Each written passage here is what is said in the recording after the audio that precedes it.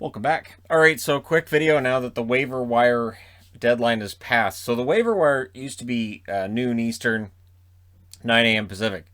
So I would get up in the morning and go, oh, so all right, it's waiver time, and go. But now waiver time is 2 p.m. Eastern, 11 a.m. Pacific, so it's a little bit later.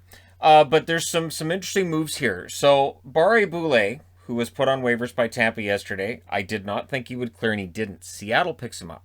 So Ron Francis likes the player. Seattle also makes news this morning by naming Mark Giordano as their first captain, which surprises nobody.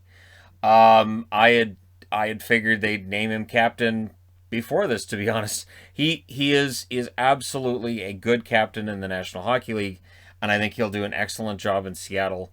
And while Fleury had this amazing run with Vegas and this really strong bond with the city, I could see Giordano having a similar effect on Seattle, and I could see it having a similar effect on his career. He may have a really good year this year.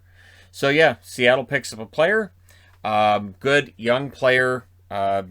Basically, they have to hold on to him now, because if they try to send him to the AHL, then they have to put him on waivers, and Tampa could take him back. But I like Barre Boulay. He only had the 3 goals in 15 games last year, but I think he had 2 goals that were disallowed. So before that first goal, I know he had at least 1 that was disallowed, so he should have had more than that. And I think they'll like him.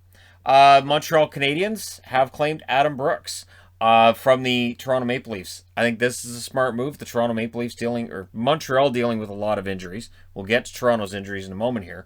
But yeah, Montreal dealing with some injuries up front. Brooks is a decent 4th line option for them, and I'm looking forward to that.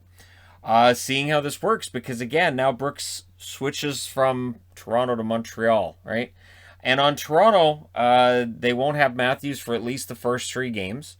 His wrist injury will keep him out for the first week of the season minimum. They're not saying it's going to be a long-term thing, but he's going to be out for at least the first week of the season.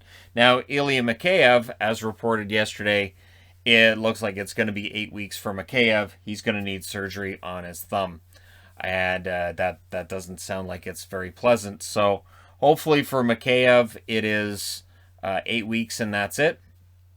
But again, for Mikheyev, after what was a rough year for him last season, now he doesn't get the opportunity to play until, mid-December?